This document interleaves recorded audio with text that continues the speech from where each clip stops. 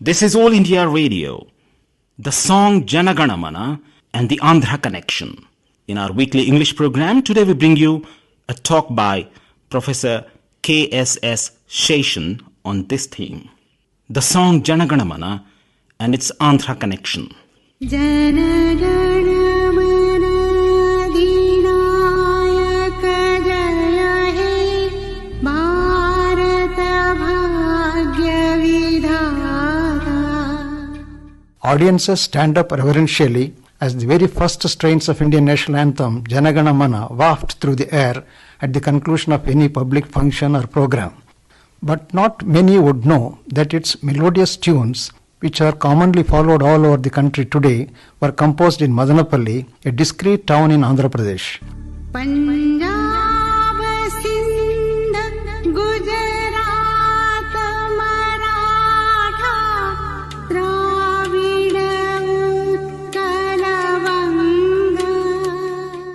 The poem was written by Rabindranath Tagore as early as 1911 and was sung at the annual session of Indian National Congress at Calcutta on December 27 that year. But it was at Besant Theosophical College in Madanapalli, where Tagore stayed for a few days in February 1919, that the now familiar tunes were set.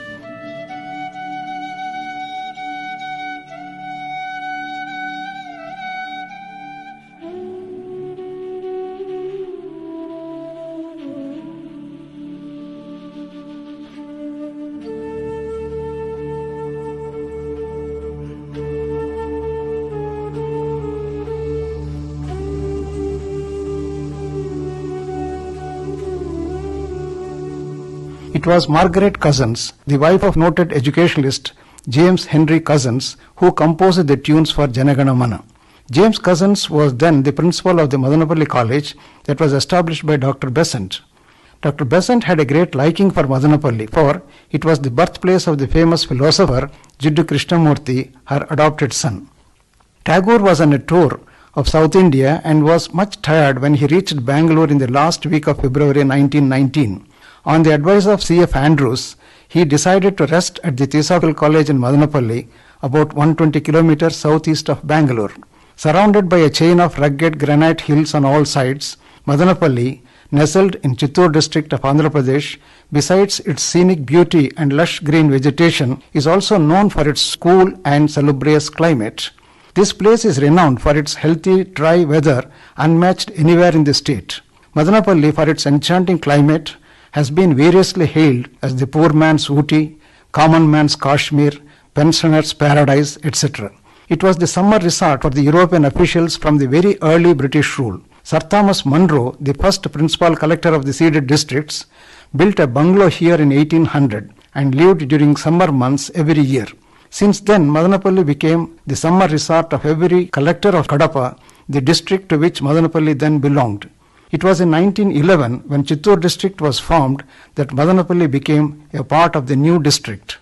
Horsley Hills, situated about 25 kilometers from here, is now the official summer resort of the Governor of Andhra Pradesh.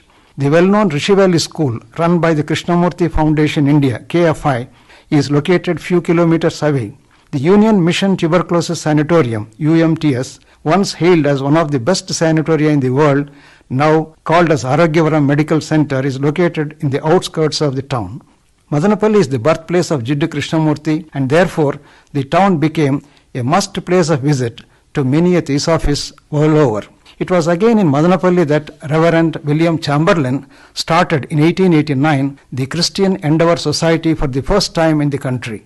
It is interesting to note that the BCG vaccination for the first time for the entire South Asia was inaugurated here in 1948 by the then Union Health Minister Rajkumari Amrit Kaur. It was Dr. Cousins who conferred the title Kavi Kokila on Duburi Ramireddy, a noted Telugu poet of that time. It was Margaret Cousins who founded the All India Women Association, the first ever organization exclusively for women in India, and she was its first president. Tagore reached Madanapalli Road Station by train in an exclusive compartment on the evening of 25th February 1919.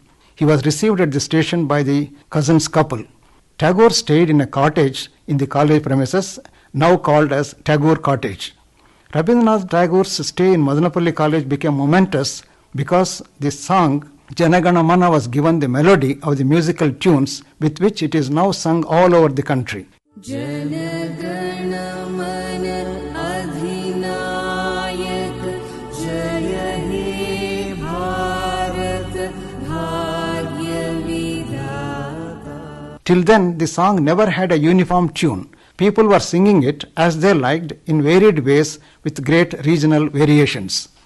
Then Rabindranath Tagore himself asked if he might sing one of his poems. Little did the audience expect that they were to hear a poem rendered by Tagore himself.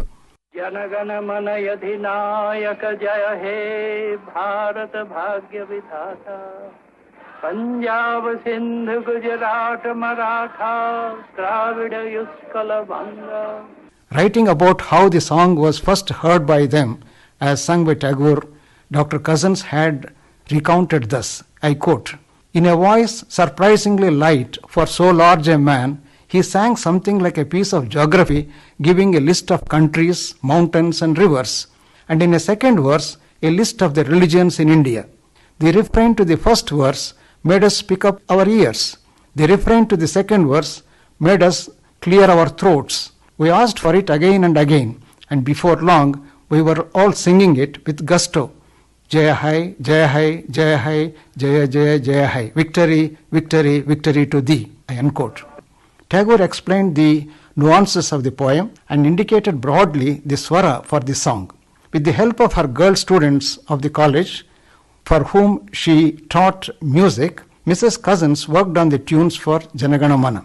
She carefully studied the meaning of each line of the song and composed the musical notes. When she was ready with the final version of her composition, she spoke to Gurudev and briefed him on the swara she composed. Thus, the poet had approved the tunes, making it as the final form of his popular song, Janagana Mana.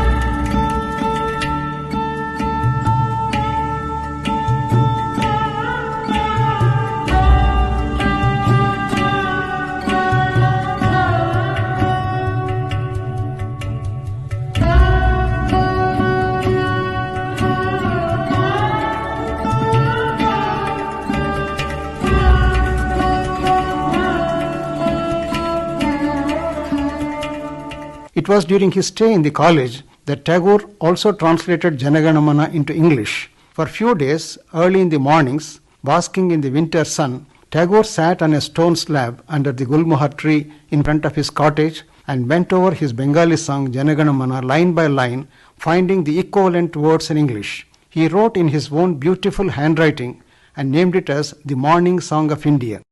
At the bottom of the translated version, he signed his name, dated it as 28th February 1919 and presented it to Dr. James Cousins.